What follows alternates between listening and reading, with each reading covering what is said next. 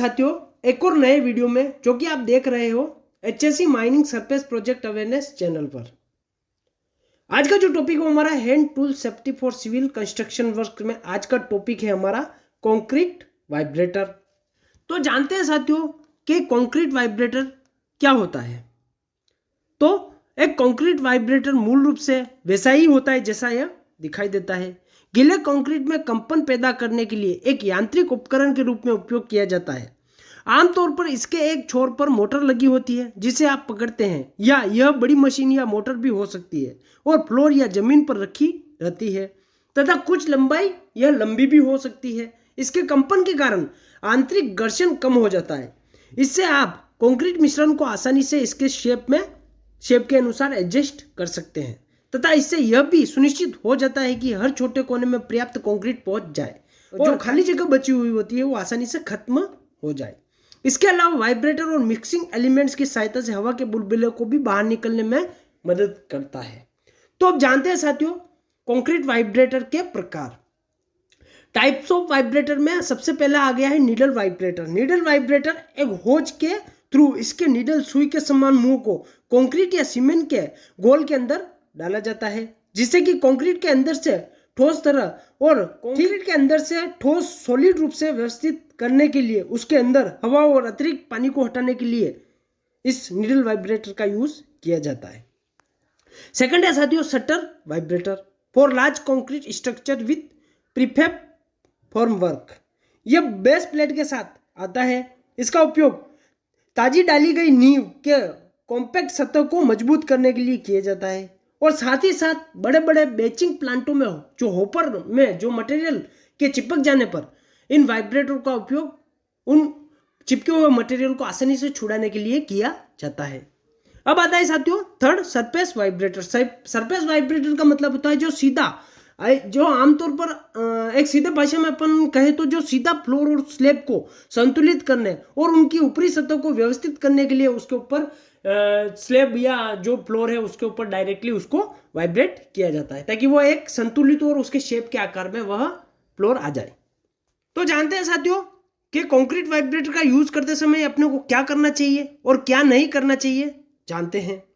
तो सबसे पहले डूज यानी कि क्या करना चाहिए कंक्रीट वाइब्रेटर के साथ काम करते समय, करने योग्य क्या है कंक्रीट वाइब्रेटर के साथ। तो फर्स्ट आ गया है always wear rubber insulated gloves and protective boots और shoes when operating. Safety glasses should be worn at all time.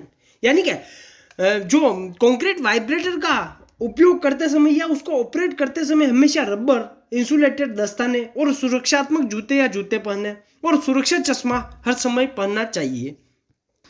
Second आ गया साथियों always carry the vibrator by grasping the motor. यानी कि वाइब्रेटर की मोटर को हमेशा ही पकड़ के रखना चाहिए। थर्ड है caution should be used when handling equipment around water और when working in damp environment. यानी कि इक्विपमेंट का हैंडलिंग करते समय और पानी के आसपास काम करते समय हमेशा ही सावधानी बरती जानी चाहिए। यानी कि मान लीजिए कहीं वेट फ्लोर है और आप उस पानी या उस वेट फ्लोर के आसपास काम कर रहे हो, तो जब भी आप मोटर को कैरी कर रहे हो या उसको हैंडलिंग कर रहे हो तो अच्छी तरीके से उसका ग्रिप बनाना चाहिए ताकि किसी तरह के उस वेट फ्लोर से आप स्लिप होके गिर नहीं जाओ। इस तरीके से अपने को सावधानी बरतनी है। Ensure supply sources is provided through 30 MA ELCB। यानी कि यह भी सुनिश्चित करना है कि जो सप्लाई सोर्सेज है, जो इलेक्ट्रिक सोर्सेज है वो 30 MA यानी कि milli ampere earth leakage circuit box के साथ अटैच होनी चाहिए। अब आया है साथियों इसका डोंट, यानी कि अपने को क्या नहीं करना चाहिए एक कंक्रीट वाइब्रेटर के साथ जानते हैं। फर्स्ट है नेवर पुल और drag the unit by the shaft head और इलेक्ट्रिकल कॉर्ड। यानी कि जो उसकी यूनिट है उन यूनिट को शाफ्ट और सिर या विद्युत तार से कभी भी कंक्रीट वाइब्रेटर को नहीं खींचना चाहिए। जो उसका हेड होगा वो उसको जर्क लगने से टूट सकता है, या इलेक्ट्रिक कोर्ड से अपन खींचेंगे तो इलेक्ट्रिक वायर भी बाहर निकल सकते हैं, या इलेक्ट्रिक जो वायर केबल है वो डैमेज भी हो सकती है। Do not run the vibrator when not in wet concrete. The vibrator head will overheat.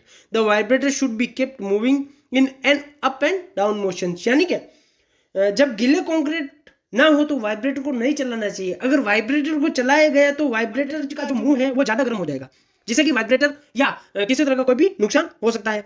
और वाइब्रेटर को ऊपर और नीचे गति में घुमाते रहना चाहिए जब भी गीले कंक्रीट में काम कर रहे हो तब।